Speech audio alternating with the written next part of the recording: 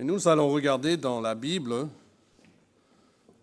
3 prophéties de Noël. Et donc je vous invite à trouver Ésaïe chapitre 7 d'abord. Et puis nous allons regarder Michée 5 et revenir après en Ésaïe 9. Notre thème ce matin, c'est que le prince de paix est offert à un monde en guerre. Et nous avons vu que la guerre peut se faire parmi les nations, parmi les individus, même à l'intérieur de soi-même, mais que le plus grave de toutes les guerres, c'est l'homme contre son Dieu. Et les prophéties que Dieu donne, c'est un moyen pour Dieu de montrer qu'il est le seul vrai Dieu, le seul sauveur. Un des moyens qu'il le prouve, c'est par des prophéties qu'il donne en avance de ce qu'il va faire. Et chacune de ces prophéties qui sont les plus connues, même si vous ne connaissez pas beaucoup la Bible, j'imagine que vous connaissez déjà un peu ces 3 prophéties. Et chacune d'entre elles ont été données comme une réponse divine à une crise. Elles sont toutes des réponses à des crises. Elles sont données dans des temps de difficulté.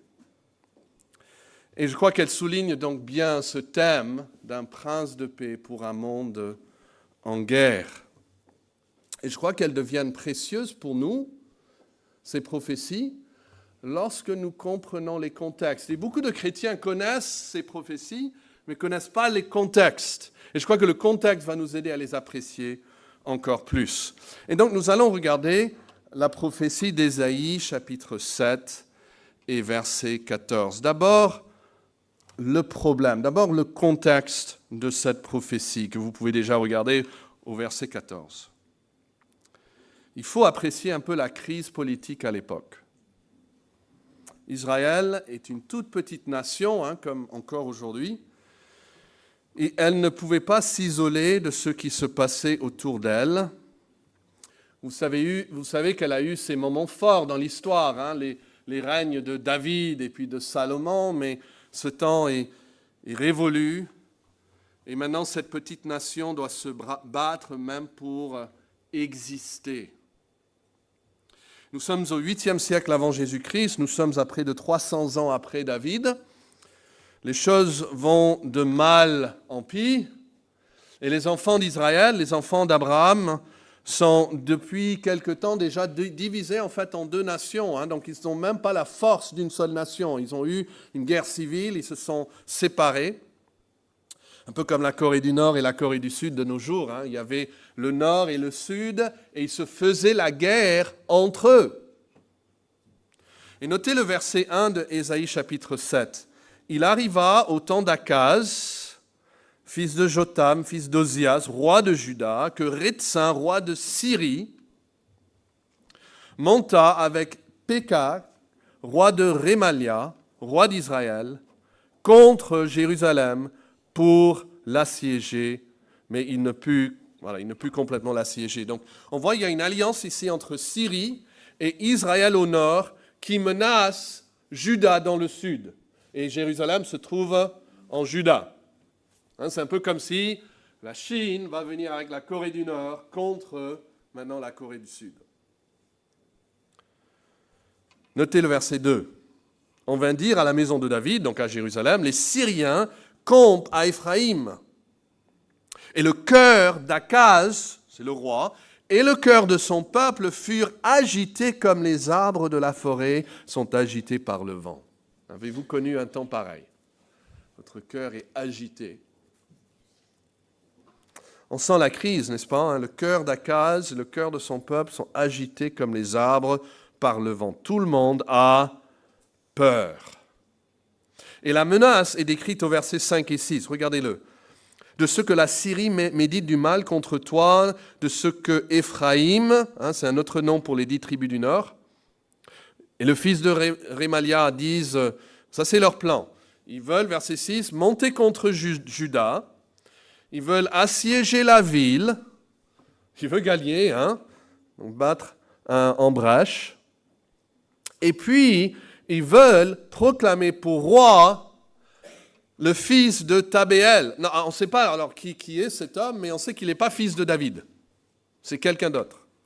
Donc, ils veulent attaquer Jérusalem, ils veulent tuer le roi Akaz, ils veulent proclamer comme nouveau roi celui qui est appelé ici le fils de Tabéel.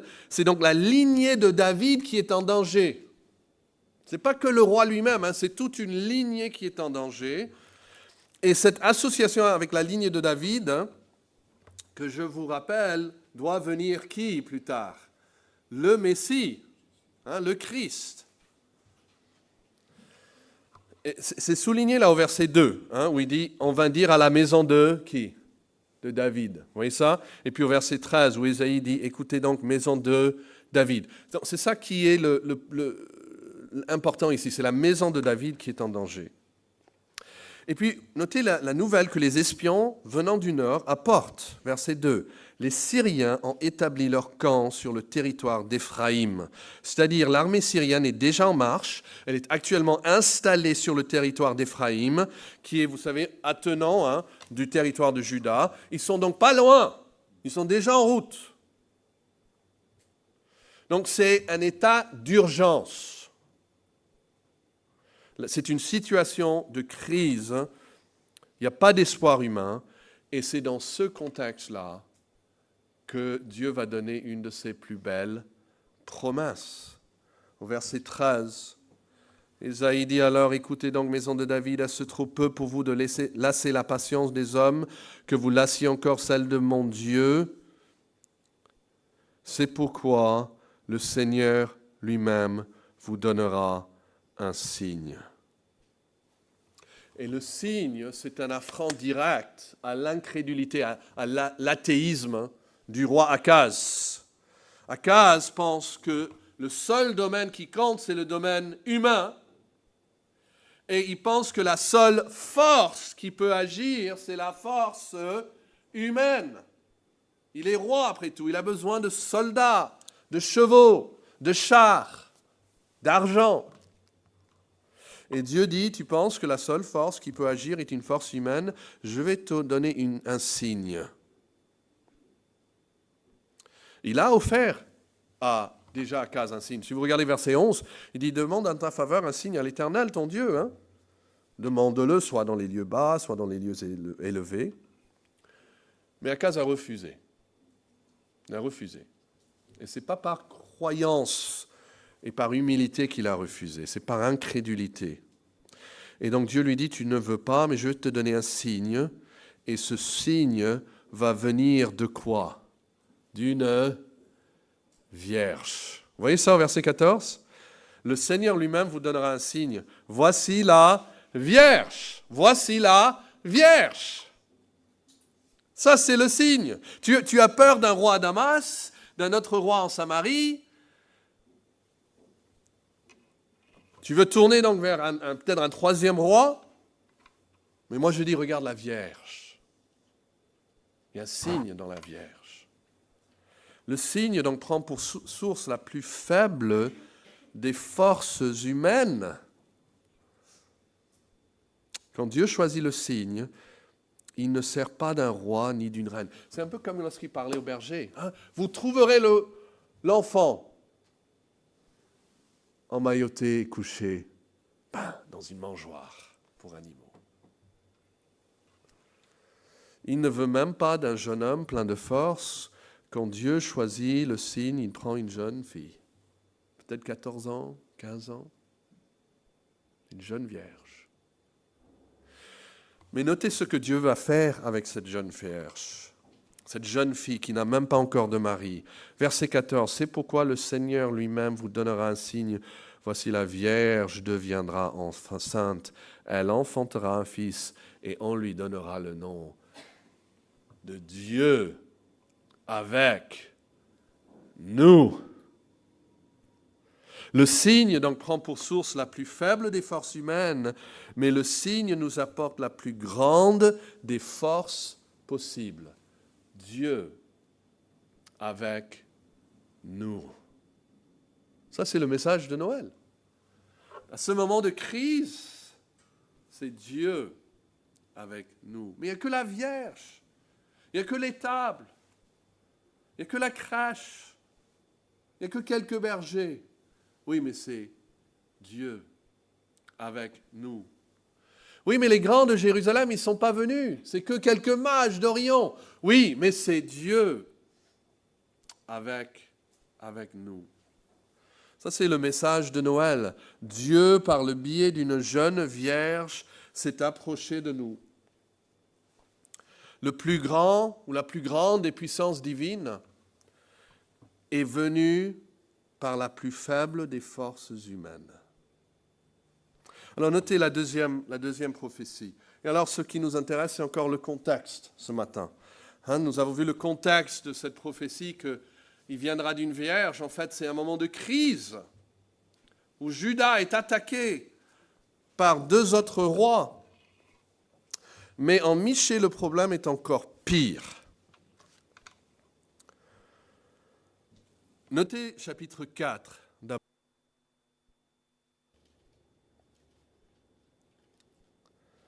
Fille de Sion, souffre et gémis comme une femme qui accouche. Car maintenant tu sortiras de la ville et tu habiteras dans les champs et tu iras jusqu'à où?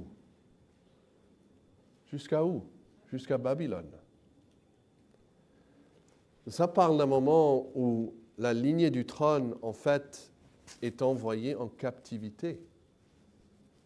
C'est encore pire qu'en Ésaïe 7, parce que là, les rois ne sont plus même à Jérusalem. Jérusalem, maintenant, est brûlée. La brèche a été faite dans le mur.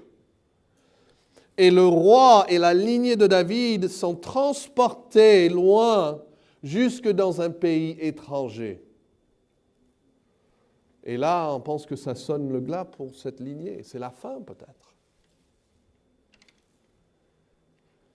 Mais notez la promesse. Regardez Michée 4, verset 14. Maintenant, fille de troupes, rassemble tes troupes, on nous assiège, et avec la verge, on frappe sur la joue le juge d'Israël. Ça parle du roi ici, d'Israël. Le roi de Juda sera frappé même. Mais Dieu va pourvoir un autre roi à sa place. Regardez le verset suivant, verset 1, chapitre 5. « Et toi, Bethléem, petite entre les milliers de Juda, donc dans un contexte après même la déportation, de toi sortira pour moi celui qui dominera sur Israël. » Et dans les activités remontent aux temps anciens jusqu'au jour de l'éternité. Donc ce personnage, c'est quelqu'un d'éternel. Il remonte jusqu'au temps d'éternité. Et c'est pourquoi il les livrera jusqu'au temps où enfantera celle qui doit enfanter. Et le reste de ses frères reviendra auprès des enfants d'Israël. Il se présentera et il gouvernera avec la force de l'Éternel, avec la majesté du nom de l'Éternel son Dieu. Et ils auront une demeure assurée car il sera glorifié jusqu'aux extrémités de la terre. Vous voyez la solution pour les problèmes très concrets, politiques et autres, se trouve dans cette personne qui naîtra à Bethléem. De toi sortira pour moi celui qui dominera sur Israël. Il régnera, Dieu dit, pour mon compte, il régnera à ma place. Il dominera pour moi. Alors revenons maintenant à Ésaïe et regardons le troisième, ou la troisième prophétie. Celle qui a été citée déjà ce matin. Notons le contexte de joie. D'abord, Ésaïe 9, verset 2. « Tu rends le peuple nombreux, tu lui accordes de grandes joies. Il se réjouit devant toi comme on se réjouit à la moisson, comme un pousse des cris d'allégresse au partage des butins. » Alors c'est une prophétie de joie, de grande joie à venir. Et cette joie va venir grâce à la gouvernance dont parle le verset 5. Regardez le verset 5. Pourquoi toute cette joie?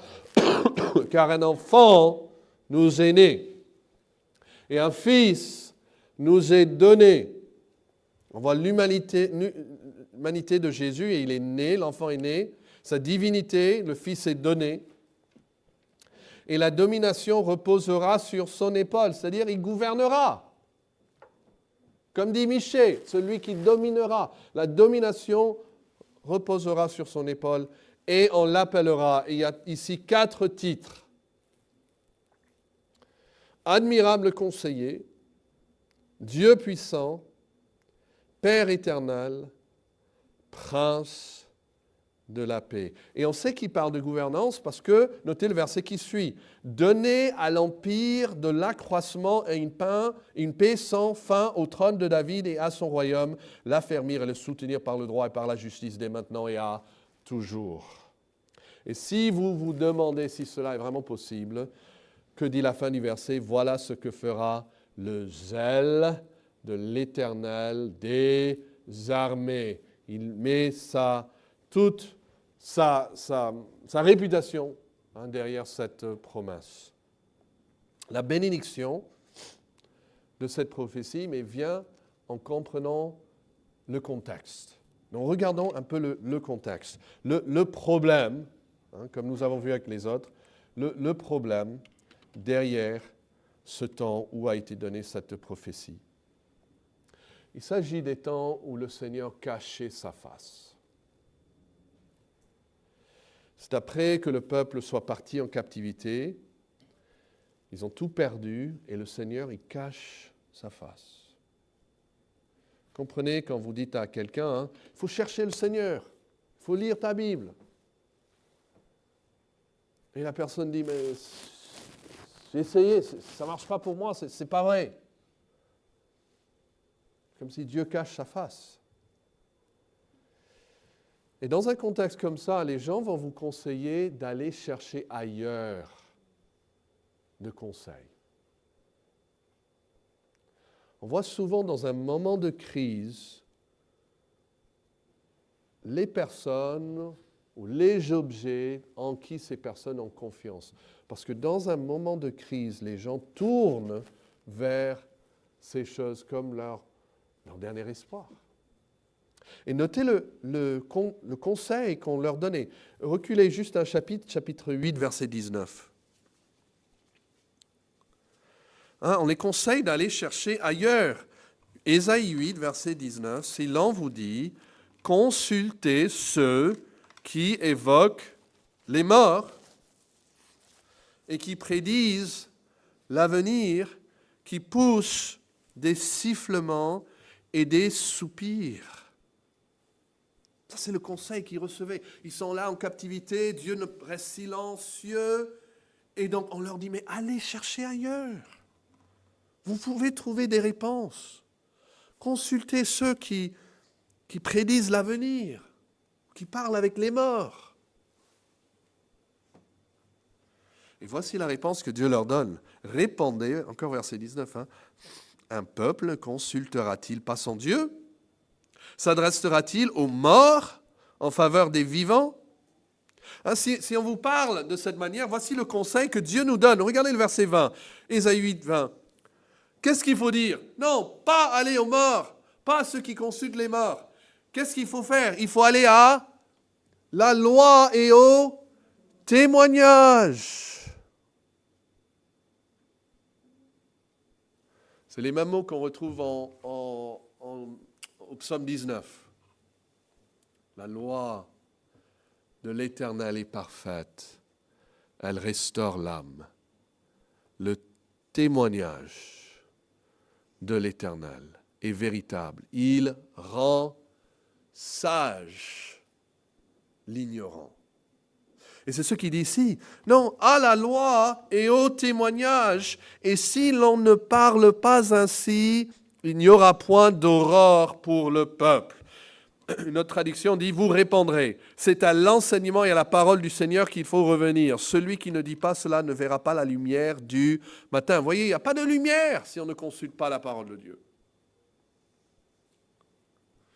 Mais dans les moments de panique, dans les moments de crise, les gens vous poussent à chercher le conseil dans d'autres endroits que dans la parole du Seigneur. Parfois même des choses surnaturelles, comme ici. Consulter les esprits des morts qui chuchotent et murmurent en prédisant l'avenir. Et en France, il y en a beaucoup comme ça. Mais la Bible dit, ne suivez pas leurs conseils. Jetez-vous sur la miséricorde de Dieu. Pensez au psaume 1. Heureux l'homme qui ne marche pas selon les conseils des méchants. Ça, c'est leur conseil. Allez ailleurs, cherchez ailleurs. Écoutez vos amis, écoutez vos profs, écoutez les grands de ce monde, écoutez ce qu'on vous dit sur Internet. Même consultez les autres religions. Heureux l'homme qui ne marche pas selon le conseil des méchants.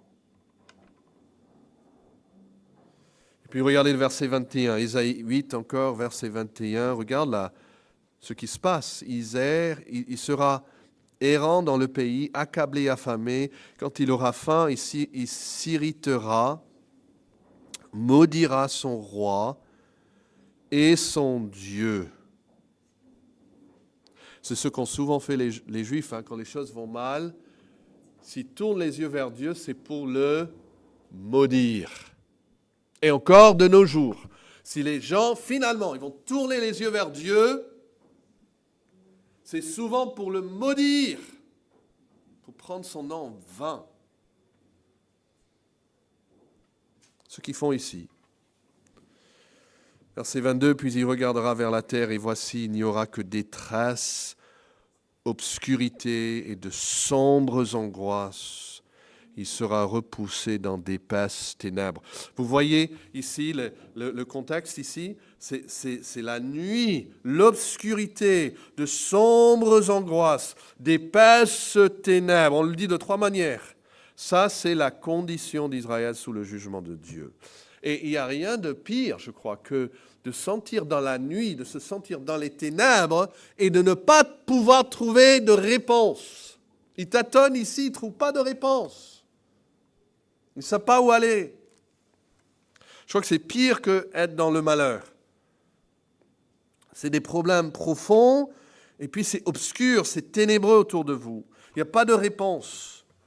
Et le monde vous dit, vous avez besoin d'un médium, ou vous avez besoin de ceci ou de cela, mais surtout pas la loi et le témoignage de Dieu. Ça, c'était la situation d'Israël pendant 400 ans avant la venue de Christ. Le silence total du ciel. Pas de prophète, pas de mots donnés. Et quand vous ouvrez Matthieu 1, vous avez le témoignage que Dieu est resté fidèle. Parce que génération après génération après génération, vous savez tous ces noms qu'on lit, Dieu protège la lignée. Et même, il y a référence en Matthieu 1, il dit jusqu'à la déportation en Babylone. Et puis vous savez quoi, ce qui se passe? Ça continue. Ça continue. Dieu reste fidèle. C'est le contexte de la prophétie d'Ésaïe 9 que nous examinons. Le contexte, c'est leur aveuglement, c'est les ténèbres, c'est le sentiment qu'ils n'ont pas de réponse. Et puis la réponse, elle vient dans l'annonce d'une naissance encore. Comme en Ésaïe 7, la Vierge deviendra enceinte. Comme en Michée 5, il parle d'une femme qui a naissance dans un petit hameau de Bethléem. Ici au verset 5, qu'est-ce qu'il dit? Un enfant nous est né, un fils nous est donné. Ce fils règne, il est monarque, il gouverne. Nous l'avons déjà vu en Michée. De toi sortira pour moi celui qui dominera sur Israël. Et vous savez que chaque personne aujourd'hui est confrontée à cette question. Qui contrôle ma vie? Qui domine dans ma vie et sur mes choix? Qui est le roi? La réponse que Dieu donne à leurs problèmes, c'est un roi, c'est quelqu'un qui gouverne, c'est quelqu'un qui domine. C'est ce que nous avons besoin, quelqu'un qui peut dominer sur notre cœur indiscipliné et sauvage. Quelqu'un qui gouverne quand tout est ténébreux, quand le conseil des impies est absurde et blasphématoire. Ils vous disent, parlez aux morts. Et Dieu dit, non, un enfant nous est né, qui est bien vivant. Et tout le contexte est donc celui de l'échec du gouvernement humain, même du gouvernement de Juda. Hein. Et la réponse que donnent les impies est d'obtenir des conseils ailleurs.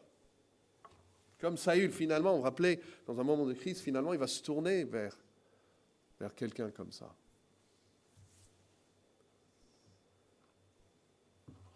Mais Dieu nous donne un fils. Et le premier titre, sont tous des titres composés de 2 mots chacun. Le premier titre de cet enfant est qu'il est quoi? Il est un admirable conseiller. Ce mot admirable ou merveilleux, c'est utilisé pour désigner un miracle. Ça suggère que le conseil qu'il va vous donner est miraculeux dans sa nature. Notez le contexte. Regardez Ésaïe 8, verset 23. Et puis on va lire juste le verset qui suit après.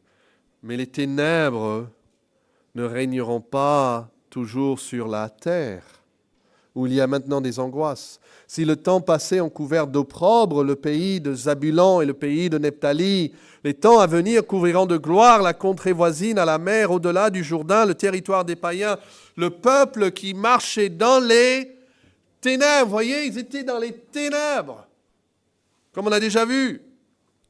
Mais tout d'un coup, qu'est-ce qu'ils voient? Une grande lumière sur ceux qui habitaient le pays de l'ombre de la mort. Une lumière resplendit. En Matthieu chapitre 4, verset 12, vous pouvez le chercher, vous pouvez écouter comme vous voulez. Matthieu 4, verset 12, Jésus, ayant appris que Jean était livré, se retira dans la Galilée. Il quitta Nazareth et vint demeurer à Capernaüm, situé près de la mer, dans le territoire, écoutez, dans le territoire de Zabulon et de Nephtali, afin que s'accomplisse ce qui avait été annoncé par Ésaïe le prophète. Le peuple de Zabulon et de Nephtali, de la contrée voisine, de la mer, du pays au-delà du Jourdain et de la Galilée des païens, ce peuple, assis dans les ténèbres, a vu une grande lumière, et sur ceux qui étaient assis dans la région de l'ombre de la mort, la lumière s'est levée. N'est-ce pas beau? Alors, est-ce que vous voulez passer 2024, l'année prochaine, à tâtonner dans les ténèbres? Encore avancer, ne savons pas vraiment où vous allez, ni comment y arriver. Vous voulez vraiment passer encore une année comme cela, assis dans l'ombre de la mort, sans voir une grande lumière?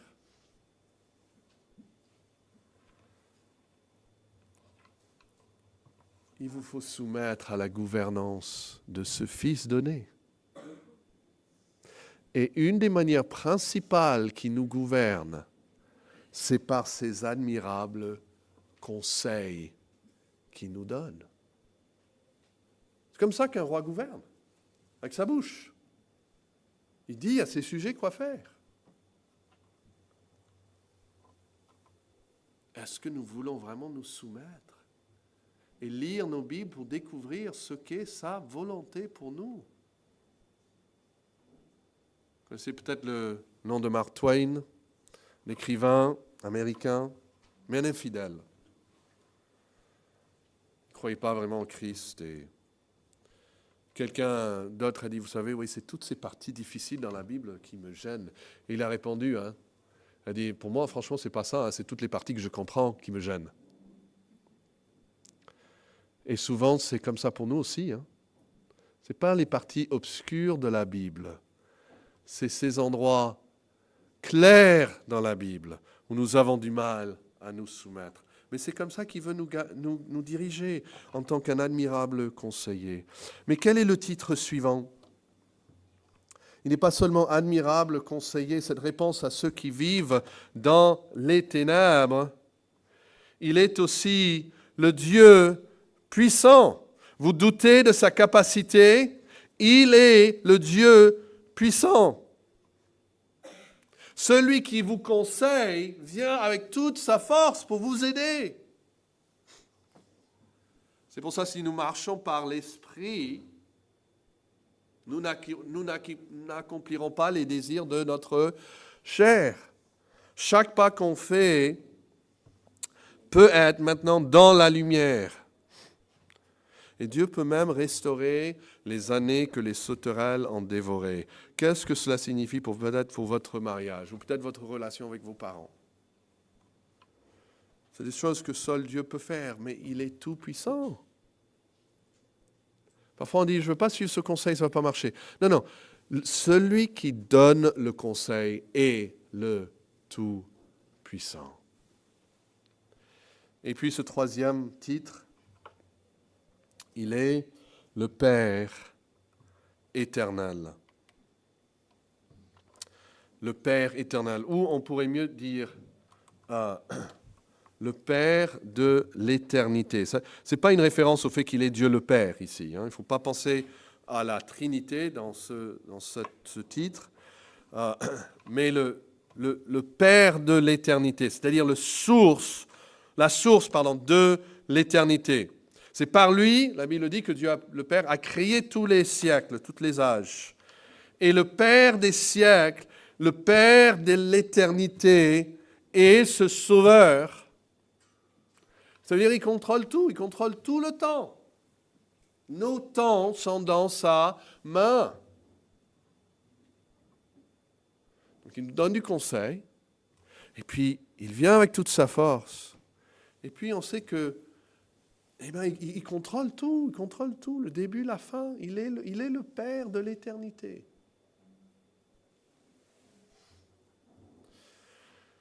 Mais nous avons besoin de plus de ça.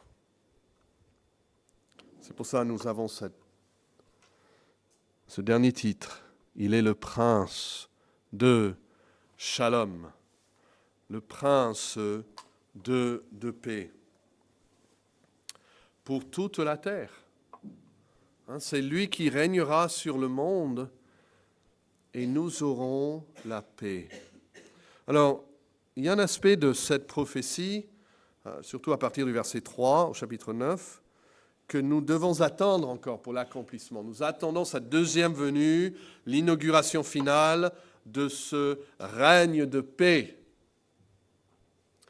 Mais Jésus a dit que dès maintenant, son royaume peut être en nous. Il viendra sur la terre un jour, on le verra. Mais son royaume peut être en nous, il peut gouverner déjà dans nos cœurs. Et nous savons que la paix de Dieu qui surpasse toute intelligence peut garder nos cœurs.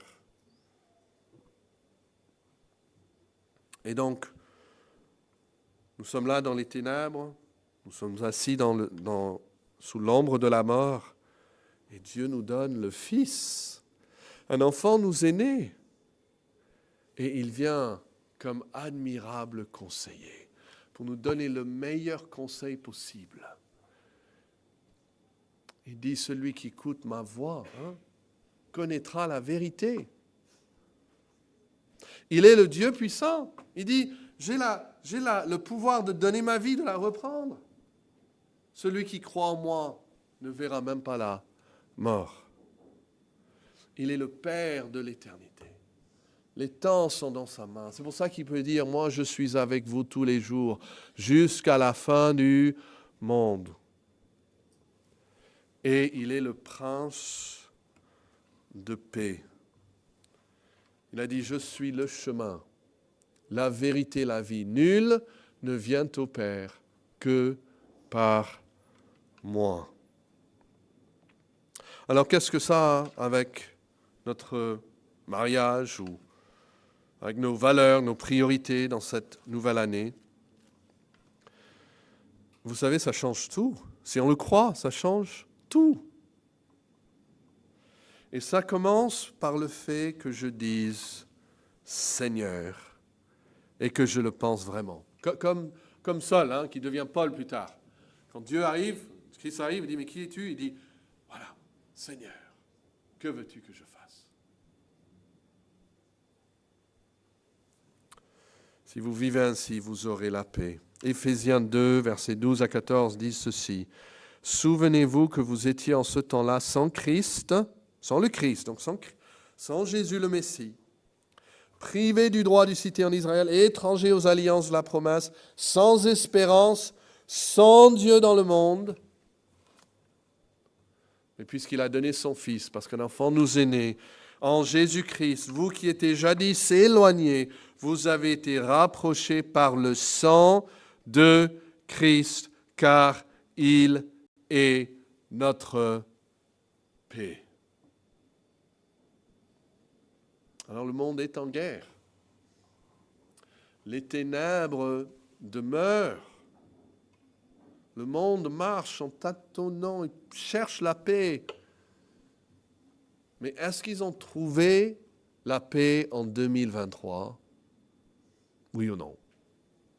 Pensez-vous qu'ils vont trouver la paix en 2024? Non, les guerres continueront, les disputes continueront, les suicides continueront. Parce que nul ne vient au Père que par Christ. Il n'y a aucun autre nom qui est donné sur la terre par lequel nous devons être sauvés. C'est Jésus-Christ seul qui est le prince de la paix. Vous pouvez avoir la paix avec Dieu. La Bible le dit, Romains 5 est très clair. Étant justifiés par la foi, nous avons la paix avec Dieu. Vous pouvez aujourd'hui, ce Noël, avoir la paix avec Dieu en venant à Christ. Et peut-être vous êtes déjà à Christ. Mais vous allez chercher à être un peu rebelle, à suivre un peu le conseil de Dieu et un peu le conseil du monde. Essayez de faire un peu comme l'équilibriste là, entre les deux. Et ça n'a pas marché, je vous assure, ça ne marchera jamais. Il faut dire, ok Seigneur, je demande pardon. Je veux venir vers toi, le merveilleux, admirable conseiller. Mon Dieu puissant, je te soumets. Et la Bible dit, si nous confessons nos péchés, il est fidèle et juste pour nous pardonner nos péchés et nous purifier de toute iniquité. Prions. Ô notre Dieu, nous te louons de ce que nous avons une bonne nouvelle pour ce monde angoissé. C'est que le Seigneur est venu et qu'il est venu pour sauver. Et tous ceux qui viennent à lui dans la repentance et dans la foi seront reçus pour l'éternité. Nous prions que tu travailles dans nos cœurs, dans les cœurs de chaque personne ici présente ce matin. Nous puissions faire un inventaire juste de notre état spirituel et de savoir si nous sommes réellement en Christ, en paix avec Dieu. Et si ce n'est pas le cas, que tu ouvres les yeux pour que ceux qui sont encore dans les ténèbres puissent voir la lumière de l'Évangile qui resplendit dans la face de Jésus-Christ. Nous prions ces choses pour sa gloire, pour notre joie. Amen.